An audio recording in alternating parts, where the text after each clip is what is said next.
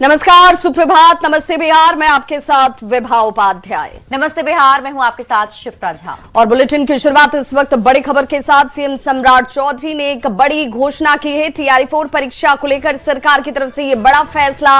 अब एक ही बार में, एक ही चरण में TRE-4 की परीक्षा ली जाएगी। जो मांग अभ्यर्थियों की तरफ से की जा रही थी उसे मान लिया गया है। सीएम सम्राट चौधरी ने पोस्ट कर इसकी जानकारी दी। छात्रों की मांगों पर सरकार ने ये 10 बड़े फैसले लिए हैं। परीक्षा सुधार के लिए अब विशेषज्ञ समिति का गठन किया जाएगा। पटना हाईकोर्ट के न्यायाधीश की अध्यक्षता में ये समिति जो है वो बनी हुई नजर आएगी। छात्रों की परीक्षा संबंधी शिकायतों की भी सुनवाई की जाएगी। विद्यार्थी सहयोग पोर्टल और विद्यार्थी सहयोग शिविर शुरू किया जाएगा। छात्रों की शिकायतों का 30 दिनों के अंदर समाधान होगा। छात्रों के हित और भविष्य को लेकर सरकार की तरफ से एक बड़ा कदम इस वक्त उठाया गया है और 10 बड़े बदलाव जो हैं वो इस वक्त किए गए हैं, जिनमें TRE-4 की परीक्षा जो है वो एक ही चरण में ली जाएगी। तो TRE-4 परीक्षा को लेकर के ये बड़ा अपडेट आपको बता रहे हैं। मुख्यमंत्री सम्राट चौधरी की तरफ से बड़ा ऐलान किया गया है। एकल परीक्षा की बात कही जा रही है। छात्रों की जो मांग थी उस मांग को सरकार ने माना है और अब TRE-4 में PT मेंस नहीं बल्कि एकल परीक्षा ही होगी।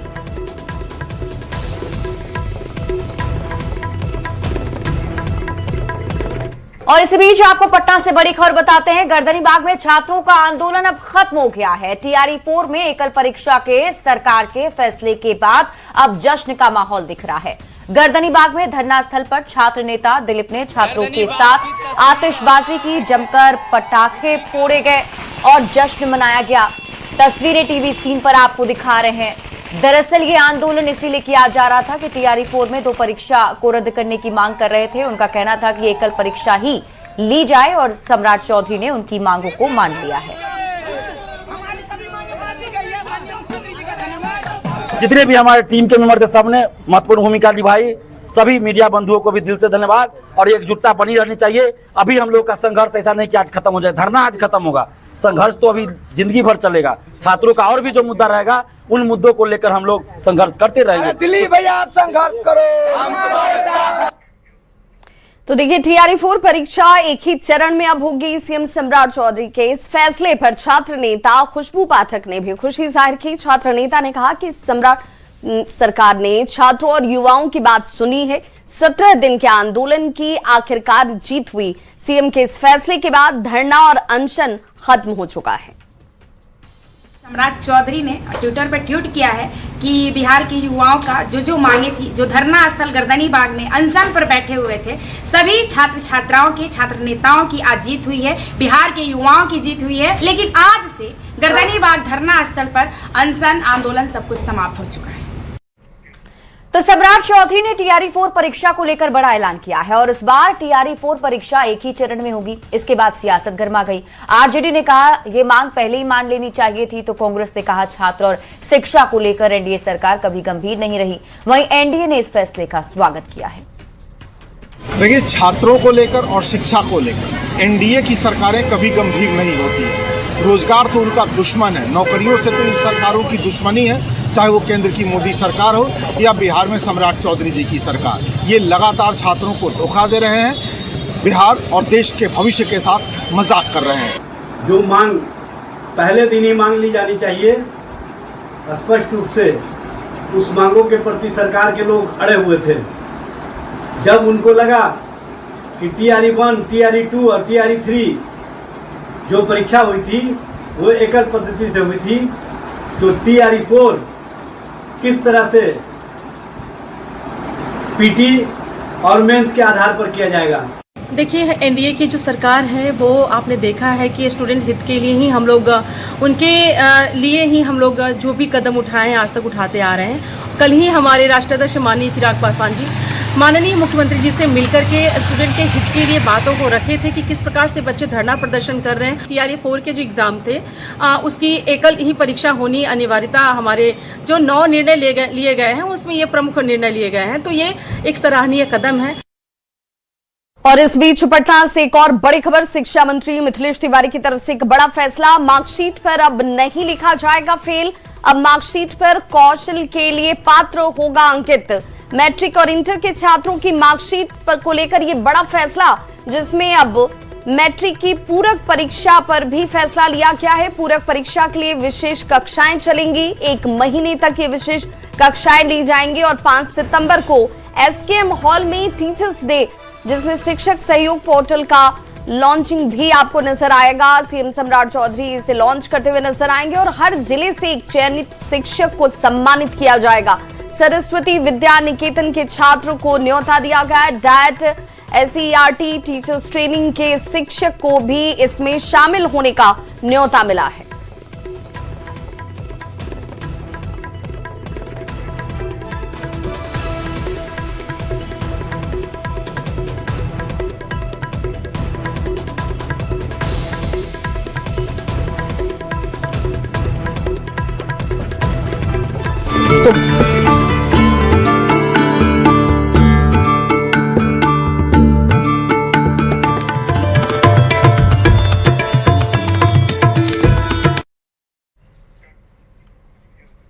और अब बात रक्षाबंधन की। आज रक्षाबंधन है, भाई बहन के प्यार का त्योहार है।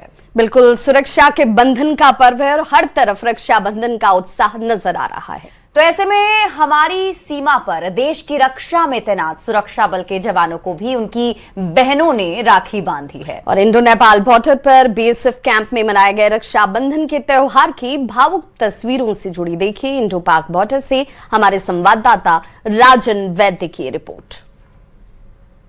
पाक इंटरनेशनल बॉर्डर पे मौजूद हूँ। रक्षाबंधन का फेस्टिवल है और इस मौके पे जो है नन्ही लड़कियां जो हैं अपने बीएसएफ जवानों को, जो कि देश की रक्षा करते हैं, उनके पास ये राखी बांधने यहाँ पहुंची। उनकी कलाई पे राखी बांधी गई, उनकी लंबी उम्र की कामना की गई, क्योंकि ये एक ऐसा स्नेह है जो बहनों का जो प्रेम है उनके भाइयों के प्रति एवं भाइयों का जो प्रेम है वो उनके प्रति उसको दर्शाता है। क्योंकि एक आश्वासन, एक जो हमेशा से जो पहली पंक्ति में रक्षा की हमेशा से बीएसएफ जवान जो मौजूद रहते हैं वो देते हैं कि वह देश की रक्षा के लिए, सुरक्षा के लिए हमेशा जो है यहाँ पे मौजूद हैं।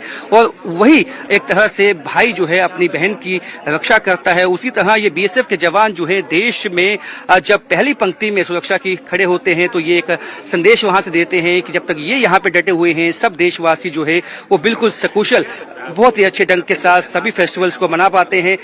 बेटा, आपने अब राखी बांधी अपने बीएसएफ जवानों को, कितना आपको प्राउड फीलिंग हुई? अच्छा हुआ। आप आए, राखी बांधी, क्यों बांधी इनको? सर जी, आप बताएं, आपको अच्छा लगा? Yes sir. ओके, राखी बांधी किसको? बीएसएफ फौजियों को। फौजियों को। तो फौजियों को जो है राखी बांधी गई है। आप देख सकते हैं कि हाथों में जो है यहाँ पे मिठाई भी है, कलाई पे बांधने के लिए ये राखी भी है। और ये जो है अपने देशवासियों को एक तरह से ये बहनें भी संदेश दे रही हैं और अपने बीएसएफ जवानों को भी संदेश दे रही हैं कि समूचा देश उनके साथ खड़ा हुआ है। क्योंकि ये जानते हैं जब तक ये यहाँ बॉर्डर पे डटे हुए हैं तब तक ये बिल्कुल। आप बताएं, आपने आज अपने बीएसएफ जवानों को राखी बांधी, कितना आपको अच्छा फील हुआ? क्योंकि देश की रक्षा करते हैं। मुझे बहुत ही ज़्यादा अच्छा फील हुआ है कि मैंने उनको राखी बांधी है। और बहुत स्टूडेंट्स आए हैं दूर दूर से उनको राखी बांधने। वो अपने घर नहीं जा सकते, उनका घर बहुत दूर है। इस पावन अवसर पर हम उन्हें राखी बांधने आए हैं। हमें भी अच्छा लगा और उन्हें भी अच्छा महसूस हुआ होगा। तो आप देश की सुरक्षा भी करते हैं, भाई भी जब आप भाई की हाथों में कलाई में राखी बांधती हैं, वो भी आपको एक आश्वासन देता है कि आपकी रक्षा करेगा। ये तो समूचे देश की रक्षा करते हैं, तो समूचा देश इनके साथ खड़ा है। आज क्या कहना चाहेंगे अपने भाइयों को? हम भगवान से यही दुआ करेंगे कि उनकी लंबी आयु की प्रेरणा करेंगे, कि उनकी सदा वो रक्षा करते रहें देश की ऐसे ही, और हम भी सुरक्षित रहें। हमेशा आते हैं, आगे भी आते रहेंगे? हाँ, यस, आते रहेंगे और हमेशा आते हैं हम। तो बिल्कुल देख सकते हैं कि ये वो बहनें हैं। समूचा देश जो है अपने जो देश के जवान हैं उन पे प्राउड एक फीलिंग हमेशा से रहती है, क्योंकि देश की सुरक्षा की पहली पंक्ति में हमेशा से बीएसएफ जवान रहते हैं। और ऐसे इंडो पाक इंटरनेशनल बॉर्डर जो हालात बने हुए हैं, ऐसे में बहुत मुश्किल हो जाता है इन बीएसएफ जवानों के लिए कोई भी इवेंट हो, दिवाली हो, होली हो, रक्षाबंधन हो, अपने घरों तक, अपनी बहनों तक, अपनी फैमिली तक पहुंच पाना। लेकिन जब ये इस तरह के जेस्चर होते हैं, यहाँ पे जिनकी कलाई पे राखी बांधने के लिए जो है बहनें आज आई हैं, वो ये मैसेज लेके आई हैं कि आज समूचा देश उनके साथ खड़ा हुआ है। वो जानते हैं कि देश की रक्षा, देश की सुरक्षा सबसे पहले आती है, इसलिए वे अपनी ड्यूटी देने के लिए यहाँ पे डटे हुए हैं। लेकिन ऐसे में एक मैसेज देशवासियों का ये भी है कि चाहे कोई भी फेस्टिवल हो, इवेंट हो, देश उनके साथ खड़ा है, देश उनकी इस कुर्बानी को समझता है और देश यही चाहता है कि उनके बीएसएफ जवान इसी तरह डटे रहें, उनकी लंबी आयु हो और इसी तरह वो देश की सुरक्षा करते रहें। राजन वैद, न्यूज़ 18, इंडो पाक बॉर्डर। तो रक्षाबंधन भाई बहन के प्रेम और रक्षा के संकल्प का पर्व है, लेकिन इस पर्व की शुरुआत एक अनोखी परंपरा के साथ भी होती है। बिल्कुल, जहां भाई और बहन से पहले राखी अर्पित की जाती है आराध्य देव को, और मान्यता है कि ठाकुर जी को रक्षा सूत्र अर्पित करने से भगवान अपने भक्तों और उनके परिवार की रक्षा करते हैं।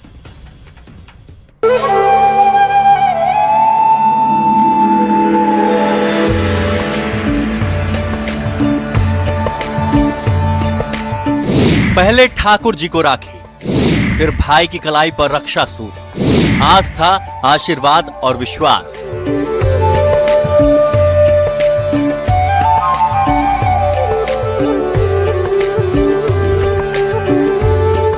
जयपुर के आराध्य देव ठाकुर श्री गोविंद देव जी, रक्षाबंधन पर सबसे पहले इन्हीं के चरणों में अर्पित होती है राखी। गोविंद देव जी को पहली राखी अर्पित करने की यह परंपरा वर्षों से चली आ रही है।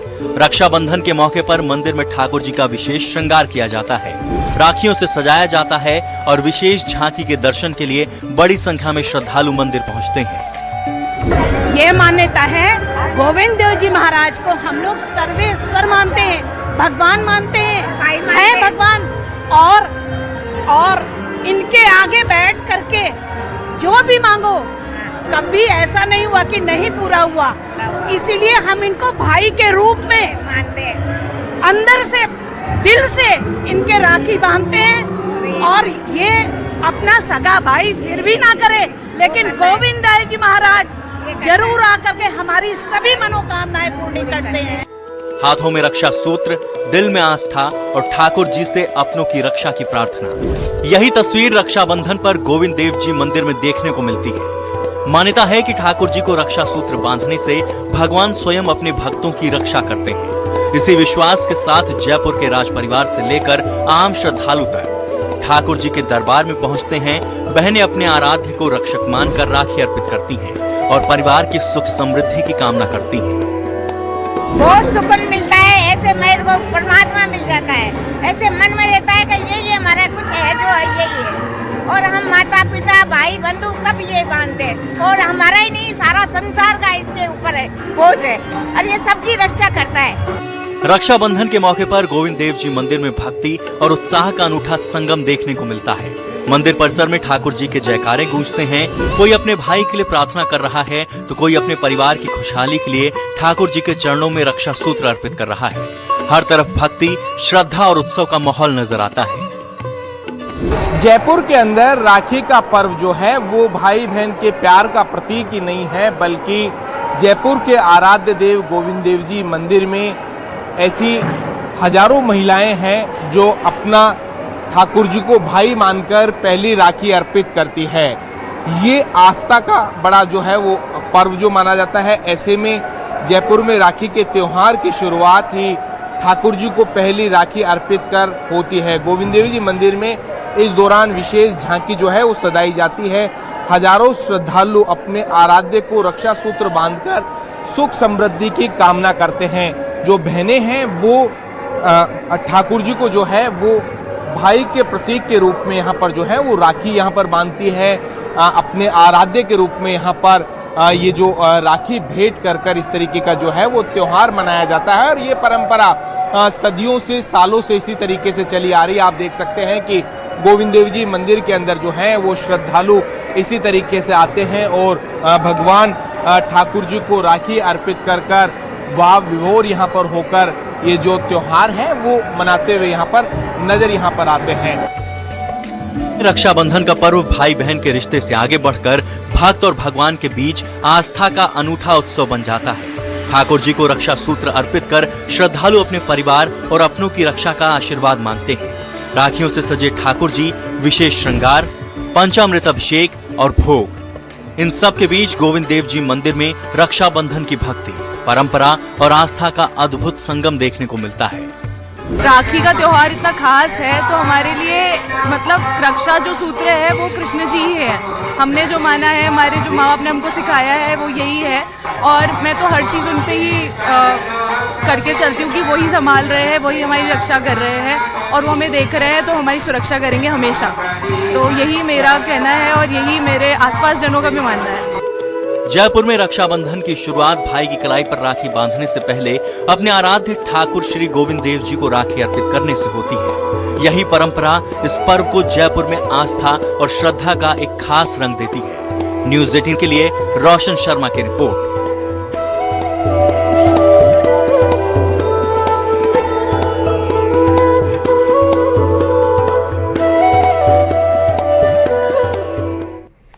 तो रक्षाबंधन को लेकर सासाराम में भी जबरदस्त उत्साह देखने को मिल रहा है। बहनें अपने भाइयों की कलाई पर राखी बांध रही हैं और उनके लंबी उम्र की कामना भी कर रही हैं। दूसरी ओर भाई भी अपनी बहन के लिए हर तरह के सहयोग करने का वचन दे रहा है। आपको बता दें कि रक्षाबंधन का त्यौहार भाई बहन के प्रेम और सौहार्द का त्यौहार है और इसलिए इस अनुपम त्यौहार में जब बहनें अपने भाई की कलाई पर राखी बांधती हैं तो उनकी लंबी उम्र की कामना की जाती है, उनके उज्जवल भविष्य की कामना की जाती है और ये वो रिश्ते को खूबसूरती से रक्षा सूत्र में बांधने की परंपरा का निर्वहन। तो खबर सिवान से है, जहां रक्षाबंधन के मौके पर सामाजिक कार्यकर्ताओं ने सड़क सुरक्षा को लेकर अनोखा जागरूकता अभियान चलाया है। बिल्कुल, और गोपालगंज मोड़ और अंबेडकर चौक पर महिला और युवा कार्यकर्ताओं ने सड़क से गुजर रहे लोगों को राखी बांधी और सुरक्षित यातायात का संकल्प दिलाया। तो बहनों ने भाइयों से बाइक चलाते समय हेलमेट पहनने, तेज रफ्तार से बचने और यातायात नियमों का पालन करने का वादा लिया। अभियान के जरिए लोगों को यातायात नियमों के प्रति जागरूक किया गया। अगर वाहन मान रहे होंगे तो कल से हेलमेट लेंगे, क्योंकि एक बाइक को वाहन की बहुत जरूरत है और एक वाहन को बाइक की बहुत जरूरत है। तो क्या वादा कर रहे हैं आगे से आप हेलमेट पहनेंगे। और इस बीच बड़ी खबर आ रही है मोतिहारी से, जहां चावल के पैकेट में गड़बड़ी पाई गई है। मिलावटी चावल का खेल जो है वो खेला जा रहा था और ये इस वक्त सामने आ चुका है। ब्रांड के नाम पर ये धंधा चलाया जा रहा था। भारी मात्रा में मिलावटी चावल जब्त किए गए हैं। पताही के भकुरिया मोड़ पर छापेमारी की गई, जिसमें खाली पैकेट मिलावटी चावल बरामद हुए और ये एक्सक्लूसिव तस्वीरें इस वक्त आपके टीवी स्क्रीन पर।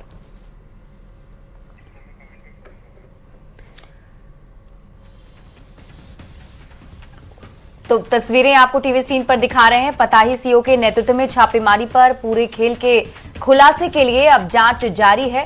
खाली पैकेट और मिलावटी चावल यहां से बरामद किया गया है। बताया जा रहा है कि पताही सीओ के नेतृत्व में यह छापेमारी की गई, जिसके बाद ये बड़ा खुलासा हुआ है और मिलावटी चावल का खेल उजागर हुआ है। और न्यूज़ 18 संवाददाता अवनीश कुमार अधिक जानकारी के साथ जुड़ चुके हैं। अवनीश, क्या अपडेट? देखिए, पताही इलाके में पुलिस को जो जानकारी मिली, जिला प्रशासन को जो जानकारी मिली थी कि नकली चावल की पैकिंग जो है वो की जा रही है असली के नाम पर, और वैसी स्थिति में पुलिस जिला प्रशासन ने बड़ी कार्रवाई की है।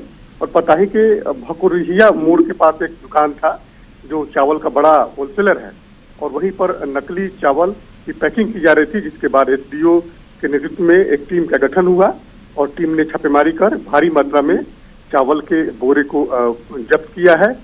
नकली चावल को असली चावल बनाकर पैकिंग की जा रही थी और उसको बेचने की तैयारी थी। इसी को लेकर जिला प्रशासन की बड़ी कार्रवाई हुई। लगातार नकली सामानों की बिक्री जो है वो लगातार हो रही है। ऐसी सूचना लगातार जिला प्रशासन की टीम को मिल रही थी और स्थानीय लोगों ने जब इसकी जानकारी दी और जिला प्रशासन की टीम एक नेतृत्व गठन कर और जब छापेमारी की तो ये जानकारी मिली कि बोरे की पैकिंग जो है मजदूर रात के अंधेरे में गोदाम में कर रहे थे, नकली चावल डालकर असली बोरे ब्रांड के बोरे में पैकिंग कर रहे थे। ठीक है अवनीश, आप इस खबर पर नजर बनाकर रखिए। शुक्रिया इस अपडेट के लिए। और इसी बीच आपको बड़ी खबर पटना से बताते हैं, जहां नगर निगम बोर्ड की विशेष बैठक में जमकर हंगामा हो गया। बैठक में आवासीय क्षेत्रों में चल रही व्यवसायिक गतिविधियों को लेकर जारी नोटिस के मुद्दे पर जमकर हंगामा हुआ है। सभी पार्षदों ने नोटिस भेजे जाने का विरोध किया। बैठक में शामिल मंत्री रामकृपाल यादव भी मीटिंग में मौजूद थे। बिल्कुल, और इस दौरान उन्होंने पार्षदों की चिंताओं का भी समर्थन किया। उन्होंने कहा कि उप मुख्यमंत्री की अध्यक्षता में 5 सदस्यीय उच्च स्तरीय कमेटी बनाई गई है और ये कमेटी जल्द ही बैठक कर व्यवहारिक रास्ता भी इसे लेकर निकाल लेगी।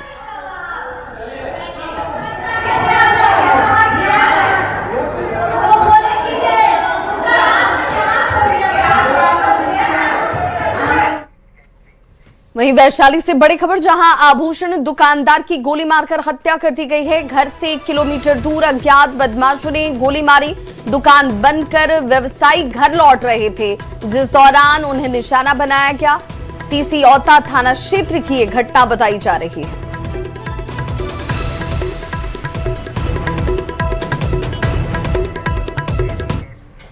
तो बड़ी खबर रोहतास के डेहरी से है, जहां डालमिया नगर थाना क्षेत्र के मनेरी बिघा में घर के सामने बने नाला के पाइप में फंसकर एक 2.5 साल के बच्चे की मौत हो गई। बच्चे के माता पिता रक्षाबंधन के लिए कैमूर से अपने रिश्तेदार के घर पहुंचे हुए थे और तभी यह हादसा हो गया। बच्चे की मौत का सीसीटीवी फुटेज भी सामने आ चुका है। सीसीटीवी में देखा जा सकता है कि बच्चा एक बैलून पकड़ने के लिए नाले के पास जाता है और पानी में गिर जाता है और नाले में लगे पाइप में ये बच्चा फंस गया, जिसमें बच्चा तड़पता हुआ नजर भी आ रहा है। और मौके पर परिजनों ने पुलिस को इसकी जानकारी दी, जिसके बाद पुलिस बच्चे को बाहर निकालती है। अस्पताल पहुंचाया जाता है, जहां डॉक्टरों ने इसे मृत घोषित कर दिया। तस्वीरें भी आपको टीवी स्क्रीन पर दिखा रहे हैं। 2 तस्वीरें आप देखिए। पहली तस्वीर उस नाले की है जहां ये हादसा हुआ है और दूसरी तस्वीर आपको सीसीटीवी फुटेज दिखा रहे हैं उस वक्त की, जब बच्चा इस नाले में फंस गया था। बताया जा रहा है कि बच्चा गुब्बारा पकड़ने के लिए इधर की तरफ दौड़ा और तभी नाले में पाइप में वो फंस गया, जिसके बाद उसकी मौत हो गई।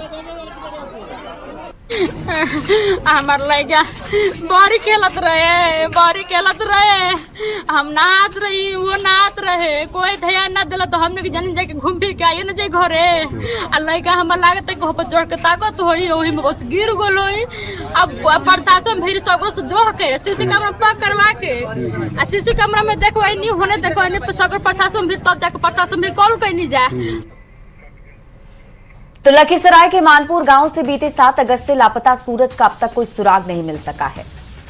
बिल्कुल, और परिजन अनहोनी की आशंका से डरे सहमे हुए हैं। सूरज मथुरा जाने के लिए घर से निकला था। पटना तक सूरज अपने परिजनों से बात भी कर रहा था, लेकिन उसके बाद सूरज का मोबाइल ऑफ बताया गया। अब सूरज की पत्नी प्रिया कुमारी ने चानन थाना में सूरज के मित्र अमरीश पांडे के खिलाफ अपहरण का मामला दर्ज करवाया है। सूरज की मां का कहना है कि सूरज पहले जमशेदपुर में रहता था और उस दौरान सिवान निवासी अमरीश पांडे से दोस्ती हुई थी। परिजन बताते हैं कि अमरीश पांडे के फोन के बाद घर से मथुरा के लिए निकला था और पुलिस प्रशासन से परिजन सकुशल बरामदगी की अब मांग कर रहे हैं। पुलिस का कहना है कि आरोपी के पिता का कहना है कि उनका बेटा भी लापता है और थाने में सूरज के खिलाफ आवेदन दिया है। तारीख को लास्ट बात हुआ था और वो अपने फ्रेंड के साथ मथुरा जा रहे थे, बोल के गए थे। रात में 7-8 बजे के बीच बात हुई। उसके बाद 8 तारीख से फ़ोन ऑफ है। फिर 9 तारीख को थाना गए FIR कराने, वहाँ FIR वगैरह नहीं लिया, कोई कार्रवाई नहीं हुई। ठीक है, हम लोग को ये भी शक नहीं, हम लोग को कंफर्म है कि पंडित के मम्मी पापा को उठाया जाएगा, उनसे पूछताछ सख्त से किया जाएगा। 7 तारीख को 10 बजे हमसे बात हुई है। मम्मी हम मथुरा घूमने जा रहे हैं पंडित के साथ, वही मेरा टिकट करा दिया, उसी के साथ घूमने के लिए जा रहे हैं। मम्मी 2-4 दिन में हम आ जाएंगे। मेरा पटना में हम अभी हैं, पटना से मेरा कहाँ से कहीं से बोला टिकट है मेरा। हाँ, उसके बाद 8 तारीख को फ़ोन नहीं लगा सर। फ़ोन 8 तारीख को ट्राई करते रहे, फ़ोन नहीं लगा। 9 तारीख को हम जाके थाना में बताए हैं मेरा बेटा नापता है। इस संदर्भ में तो इस बुलेटिन में बस इतना ही।